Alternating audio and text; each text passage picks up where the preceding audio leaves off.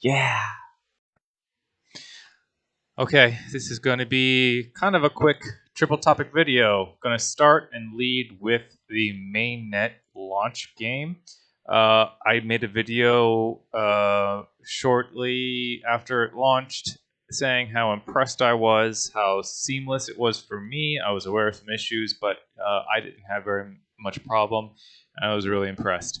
I have to roll that back a little bit because after that I did start getting some problems. I am pretty sure everyone was affected by the same problems. Something to do with NFTs that were linked to your account disappearing, and it did create a few problems. You could slide down in rankings because your lands, your Lions, whatever you might have NFT wise, was not linked and working properly offline, or even when you log back on, you had to reset everything up. And for me, I even had to, once I had my lands set again, I had to unlock each of the plots within the land again. And so that cost not that much gold, but it was something that I felt like was a little bit of annoyance. So yeah, there was a hiccup there. I think it's still a little bit of an issue depending on certain variables. So I'm running the game and playing it here and there, and I have had issues on and off. Not lately. So again, I don't know if it's fixed because I do still see people in Discord kind of complaining. But even with that said, I gotta say, yeah, okay, they're having an issue. I'm not. I don't think it's like a terrible over issue that can't be overcome. They're addressing it and they're working out the bugs. So now, if this is an issue that persists for months into the game, new issues continue to pop up, then yeah, I can see that being a problem. But this early on, I'm willing to entertain some patience. So just have to, acknowledge what is happening. With that being said, it does not seem to have hurt the hype around the game.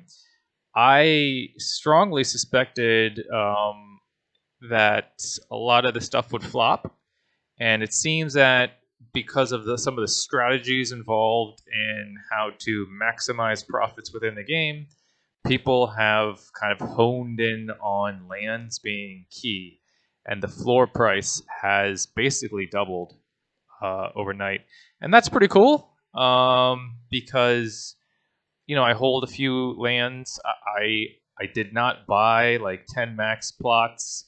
Kind of wish I did right now. Maybe I will if I see a dip. But yeah, it just seems to be that the hype around the game has generated some excitement and some price spikes. And if this continues for long enough to even see maybe the beginning of the bull market in 6 months to a year, I think that could be a very strong foundation for a sustainable game, at least throughout that next bull run. I don't know if there's a long-term sustainability. Historically speaking, I don't think there's been a single real successful game that has gotten long-term sustainability. But I'm not a financial advisor, so do your own due diligence. This is not financial advice. It is for entertainment purposes only. But that being said, if I also see it being somewhat of a problem to get a lot of people into the game, because if you do need a land and the land prices continue to raise or people continue to buy like 10 plots at a time, then you're going to have kind of a limited amount of people that can come in and play. Now, supposedly, you can play the game for free. You get that unlock arid land or whatever it is. You don't need a lion, but at that rate, realistically, I think people are going to be so bottom of the rung, out of the running, that they're going to be discouraged from actually playing. I don't think they're going to invest anything into the game, like actual crow wise, spending crow, like to buy blueprints or whatever. I might be wrong, but I don't see people playing for free coming in and being like a wave of income. And I think it could become this kind of incestuous, like 50 people at the top that are just controlling everything, and because they have the money to do it. And that could be a good thing or a bad thing. Maybe good short term because they will move things around if you're already involved, but bad long term because it just is not bringing in anybody new to the mix. And really, you can't have a handful of people make the thing sustainable. You need a large influx of people. But who knows? I could be wrong. Hopefully, I am. I'm going to keep playing the game. I don't have any plans to sell any of my lions, even though at this point I don't really still see any advantage to having multiple lions. That might be coming with the competitive mode. I don't know. There's a lot to still be seen.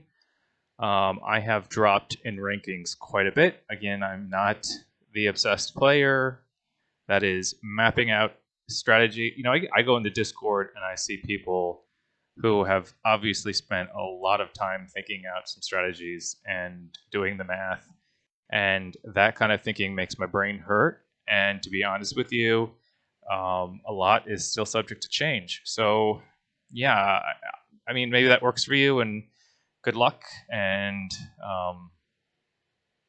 maybe you're earning a lot of crow that way. I'm just a little too lazy. I'll try earning it some other way. But yeah, so earning crow wise, that's another thing. The competitive mode, I believe, is the only way to earn crow at this point, other than selling blueprints and stuff or vouchers, which no one's, I think, is earning yet. Correct me if I'm wrong. Leave me some comments. Leave me some feedback. Like and subscribe to the channel. Use my referral links. All of that. Anything, any or all. Yeah. So I'll continue to update on the game as things develop, but I also want to touch on the Hivemapper project because, again, like I said, I am officially still an ambassador for Hivemapper, so I will diligently speak about the project as my ambassadorship allows. But no, I'm still hive mapping. I've been doing it. I had a pre-order for the cameras, since it was announced. So I've been pretty much before square one involved with the project, and it has its ups and downs. I've said before, it kind of gives me Helium 2.0 vibes, and I don't think I'm the only one making that comparison. I think even within the team themselves are making a little bit of that comparison, which is scary, to be honest with you, seeing as how hated Helium is. Maybe they're poised to be successful. Maybe they're not. I can't even really tell anymore. There is just so much vitriol in the space. I don't think it's very easy to dig out the truth on either side. But I don't think it's a good thing that it's like that. And so Helium 2.0 makes me nervous. They are even doing recently. I've noticed they're doing a state of the blockchain kind of discussion YouTube series, which is good. It offers a lot of insight into the project.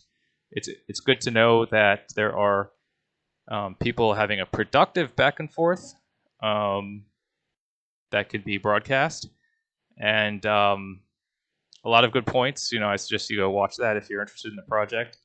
I'm going to continue to watch it. It's again, it is concerning that that it gives me the helium vibes, because I don't honestly think helium is ever going to be what people thought it was going to be. But that being said, I hope I'm wrong. I hope I'm wrong. So yeah. And lastly, miners, just in general, I'm involved in a lot of also ASIC mining, and I've been keeping my eye on the prices. And with Bitcoin kind of taking a nosedive lately, the miners have also been going down. And I'm seeing some ASIC miners like an S19J Pro sell for like $500 sometimes. In comparison, I bought a couple of them at $10,000 a piece during the height of the bull run, last 20 whatever it was. And it hurts to see the depreciation. I have faith that the prices will bounce back. But I have been thinking about scooping up a few of these miners. I don't necessarily have the power capacity to host anymore, but I almost see it as like a play. Not mining stocks, mind you, which again they're going to be kind of the same boat, but actual ASIC miners. Just hold on to them and then resell them later when mining becomes a thing again.